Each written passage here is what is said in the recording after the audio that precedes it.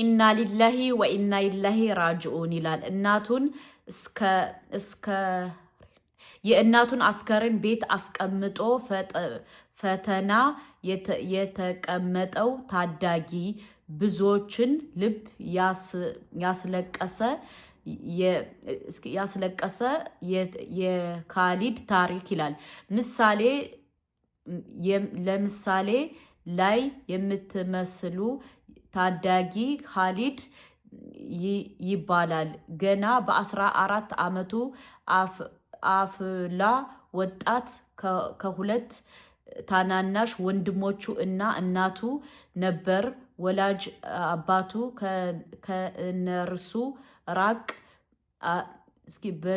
በጅጅጋ ከተማ ላይ ትዳር መስርቶ ይኖራል። የቤቱ ዋልታ እና ማገር እናቱ ብቻ ነበረች። ሰሞኑን የካሊድ እናት በጽና ታማ ነበር። ወቅት ልጆቹን ወደ አጠገባቸው ጠርታ አንድ አደራ ጥላበት ነበር። እኔ አንድ ነገር ብሆን እንኳን ምንም ቢፈጠር አመቱን ሙሉ የለፋህበትን የ8ኛ ክፍል ሚኒስተር ፈተና እንዳታቋርጥ በማለት ቃል አስገባችው። እናቱ ከባድ ህመም እየተመለከቱ በጭንቀት ውስጥ ነበሩ። ካሊድ የእናቱን ልብ ላለማሳዘን እሺ ብሎ ቃል ገባ። ፈተናው ከመጀመሩ ደቂቃ ሰዓት በፊት ታሪኩን ይበልጥ ልብ ሰባሪ የሚያደርገው ከዚህ ላይ ነው። ስምንተኛ ከዚያ ዓለም ድካም አብቅቶ ህይወቷ አረፈ።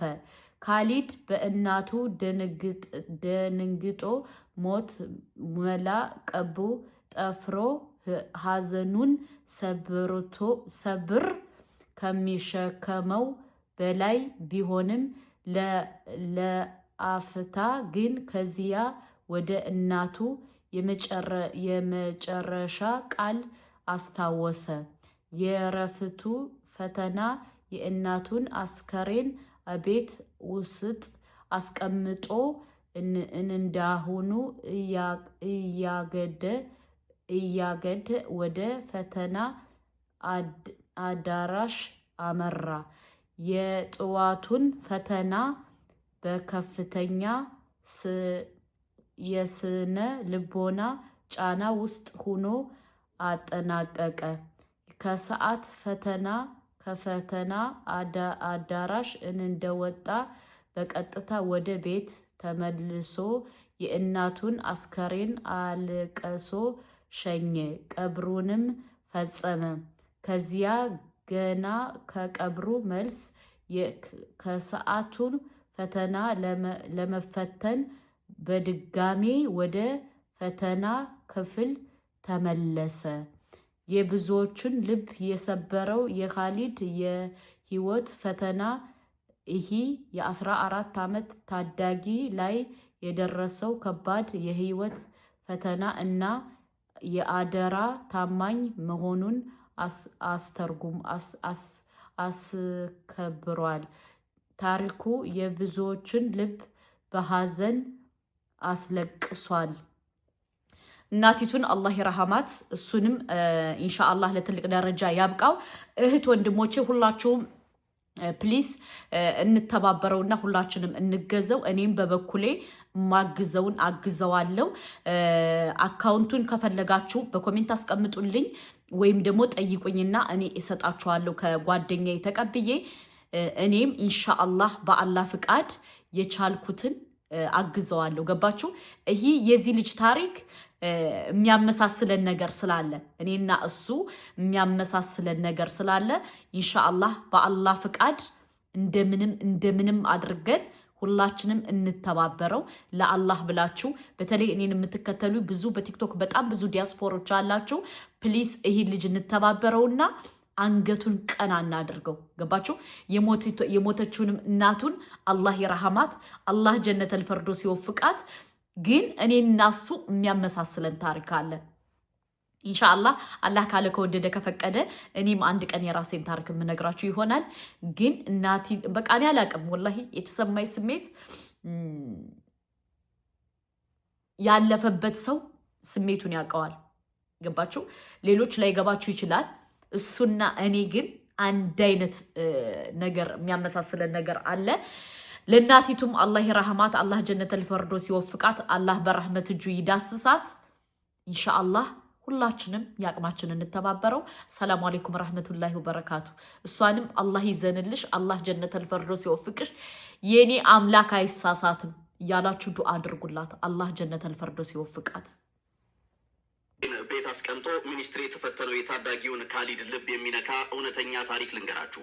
እናንተ ብትሆኑ ምን ታደርጉ ነበር? ገና የ14 ዓመት ታዳጊ የሆነው ካሊድ በሸገር ከተማ ኤካ ጣፎ ክፍለ ከተማ ከእናቱ ጋር ይኖር ነበር። እናቱ ከመሞታቸው ጥቂት ቀደም ብሎ ምንም ቢፈጠር የለፋህበትን ፈተና እንዳታቋርጥ ብለው ቃል ያስገቡታል። በሚያሳዝን ሁኔታ ፈተናው ሊሰጥ ሰዓታት ሲቀረው እናቱ ያርፋሉ። ካሊድ ግን ለእናቱ የገባውን ቃል ለማክበር የእናቱን አስክሬን እቤት ትቶ የጠዋት ፈተናውን ተፈተነ። ከሰዓት ደግሞ እናቱን ቀብሮ ተመልሶ የከሰዓት ፈተናውን አጠናቀቀ። ዳጉ ጆርናል የዘገበው የዚህ ታዳጊ የህይወት ፈተና የብዙዎችን ልብ ሰብሯል። ለዚህ ብርቱ ታዳጊና ለታናናሽ ወንድሞቹ መጽናናትን፣ ለእናቱ ፈጣሪ ረፍትን እንዲሰጥ እመኛለሁ። በካሊድ ቦታ እናንተ ብትሆኑ ይጥንካሬ ይኖራችሁ ነበር? ሀሳባችሁን አስቀምጡልኝ። መልካም ጊዜ አልሽን። እውነት ለመናገር የዚህ ልጅ ታሪክ ቅድም ስሰማ በጣም ነው ያዘንኩት። ምክንያቱም ሁላችንም ያሳለፍነው ነገር አለ። ገባችሁ? እናትና አባቴ የሞተበት ያውቀዋል። እና እንግዲህ እናቲቱ ቃል ስላስገባችሁ ብቻ ሂዶ ተፈትኖ መጥቶ እንደገና ደግሞ ተመልሶ ደግሞ እናቱን ቀብሮ ከዛ ለሁለተኛ ፈተናው የሄደ ጀግና ወንድማችን ነው። ሀቂቃ ማለት ነው። ይህ ወንድማችን ደግሞ እንግዲህ የሚፈልገው 2 ታናናሽ ወንድሞች አሉት። እርዳታ ይፈልጋል። ገባችሁ? እኔ አላቅም። በጣም ነው ያሳዘነኝ። በጣም ነው ውስጤን የነካኝ። ቅድም ጀምሮ እየተከታተልኩ ነበር በተለያየ ፌስቡክ ምናምን ማለት ነው። እና እህት ወንድሞቻችን ከዚህ ልጅ ምን እንማራለን? ሰብርን፣ ጽናትን፣ ጀግንነትን። ገባችሁ? እናቱን ያክል እምዬን ገባችሁ? እሷ ስትሞት ቁጭ ብሎ አማሙቶ እናቲቱ ቃል ግባልኝ ስለ የእናቱን ቃል ሂዶ ያደረገ ጀግና ልጅ ነው። ገባችሁ? እና እናቲቱም አላህ ይረሐማት፣ አላህ ጀነተል ፈርዶስ ይወፍቃት። ይህ ወንድማችን እንግዲህ ወደ ሶሻል ሚዲያ የመጣው የሚያግዘው ሰው የለም። ገባችሁ? ማለት እሷ እናቲቱ ብቻ ነው የምታሳድገው የነበረው። እናቲቱም ስትሞት የሚያሳድጋቸው ልጅ ስለሌለ ለዛ ነው እነዚህ ወንድሞቻችን የመጡ ማለት ነው። ወይም ደግሞ ይሄ ማለት ሰው እንዲረዳቸው ስለተፈለገ ነው። ትልቁ ፖይንት ሰው እንዲረዳቸው ስለተፈለገ ነው። እና እየገባችሁ ለአላህ ብላችሁ እርዷቸው። እውነት ለመናገር በጣም ነው የሚያሳዝን።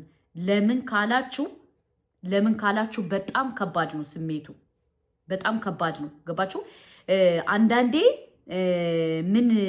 እንዴት ብዬ ላስረዳችሁ? በአላህ የሆነ ነገር ሆኖ ወይም የሆነ ነገር ተደርጎ እናንተ በቃ የሆነ ነገር ማድረግ ሳትችሉ ስትቀሩ ስሜቱ በጣም ከባድ ነው አይደለ? የዚህ ልጅ ደግሞ የሚያሳዝነው የሚገርመው በጣም የሚከብደው እናቲቱ ወደ አኼራ ሂዳ ግን የለፋህበትን ልፋትህን እንዳትተው ስላለችው ብቻ የእናቱን ቃል አክብሮ ለዚህ ደረጃ በቅቷል። እንግዲህ እየገባችሁ እህት ወንድሞቻችን በተለይ አሜሪካ፣ ካናዳ በቃ ዲያስፖራዎች ማለት እንደዚህ ዘካ የምታወጡ ሰደቃ የምታወጡ እንደዚሁም ደግሞ በቃ የተለያየ ነገር የምታረጉ ትላልቅ ሀብታሞች እንዳላችሁ እናውቃለን። እየገባችሁ ይህን ወንድማችንን እርዱት። ገባችሁ? ለምን እርዳታ የሚያስፈልገው ልጅ ነው። ገና ልጅ ነው። ገና ተማሪ ነው። ገና ብዙ ነገር ያስፈልገዋል። የ8ኛ ክፍል ተማሪ ማለት ገና ሃይምሮ ያልበሰለ ልጅ ነው። ገባችሁ? ሃይምሮ ያልበሰለ ልጅ ስለሆነ ሁላችሁም እየገባችሁ ለዚህ ወንድማችን እርዳታ እንድታሰባስቡለት በአላህ ስም እንጠይቃቸዋለን። ገባችሁ? እናቲቱንም አላህ ይረሃማት፣ አላህ ጀነተል ፈርዶስ ይወፍቃት፣ አላህ ይዘንላት እያላችሁ ዱዓ አድርጉላት። ግን እኔ በጣም ሳላደንቅ ማላልፈው የልጁን ጽናት፣ የልጁን ብርታት እናቲቱን ሰምቶ አስባችሁታል? በቃ እናቲቱን ጅናይዝ አስተኝቶ ሂዶ ተፈትኖ መጥቶ እንደገና ቀብሮ እናቱን ከዛ ደግሞ ተመልሶ ደግሞ ሁለተኛ ከሰዓት ሌላ ፈተና ነበረው ማለት ነው። እንግዲህ አላህ ይዘንላት፣ አላህ ጀነተል ፈርዶስ ይወፍቃት። ሁላችንም ያሳለፍነው የራሳችን ታሪክ አለን። ግን የዚህን ደግሞ በጣም አደነኩት ሐቂቃ። ገባችሁ? ሁላችንም ያሳለፍነው ብዙ ታሪክ አለ ሐቂቃ ማለት ነው። በጣም ብዙ በልጅነት ሃይምሮ ባልበሰለ ሃይምሮ ብዙ ነገር አሳልፈን ነው እኛ የመጣ ነው። ምሳሌ እኔ በህይወቴ በጣም ብዙ ነገር አሳልፌያለሁ። ከፈለኩ ብነግራችሁ በጣም ብዙ ነገር ትማሩበታላችሁ። በጣም ብዙ ነገር እና የዚህ ልጅ አይቼ በቃ ጀግንነቱን፣ ጽናቱን እንደዚሁም ደግሞ በቃ ጎበዝ በቃ አላቅም ሰብሩን በቃ ትግስቱን አደነኩት። ገባችሁ? እና እህት ወንድሞቻችን አላቅም ምን እንደምላችሁ እየገባችሁ ሰፖርት አድርጓቸው በአላህ። ለምን አላቅም ነገ ወዲያ ሁላችንም መጨረሳችን እርግጠኛ አይደለንም። ገባችሁ? እንሄዳለን። ማንም እዚች ዱንያ ላይ የሚቀር የለም። እሷንም አላህ ይርሃማት፣ አላህ ጀነተል ፈርዶስ ይወፍቃት፣ አላህ በረህመት እጁ ይዳስሳት። ሞት ለሁላችንም አይቀርም። ሞት ፈርድ ነው። ገባችሁ? ማንም አለ ሁላችንም እንሄዳለን። ግን የእንደዚህ አይነት ደግሞ በቃ አለ አይደል ጀግና ልጅ ወልዳ መሞቷ ግን ቀናውባት። ወላሂ ጀግና፣ ሰብረኛ ዲነኛ ሆኖ በቃ የለፋህበትን ልፋትህን ማጣት የለብም ስላለችው ብቻ እናቲቱ አስባችሁታል? በትዕግስት ሰብር። ያ አላህ ምን አይነት መታደል ነው! ምን አይነት ትዕግስት ነው! ምን አይነት ሰብር ነው! ምን አይነት ጀግንነት ነው! እናቲቱንም አላህ ይርሃማት፣ አላህ ጀነተል ፈርዶስ ይወፍቃት፣ በረህመት እጁ ይዳስሳት። ሞት ለሁላችንም አይቀርም። ግን እናት ከሌላችሁ በጣም ከባድ ነው። በጣም ማለት ነው። እየገባችሁ እህት ወንድሞቻችን በተለይ አሜሪካ፣ ካናዳ ዲያስፖራ የሆናችሁ ለአላህ ብላችሁ ለዚህ ልጅ እርዱት ፕሊስ። የኔ ተከታታይ የሆናችሁ ከፈለጋችሁ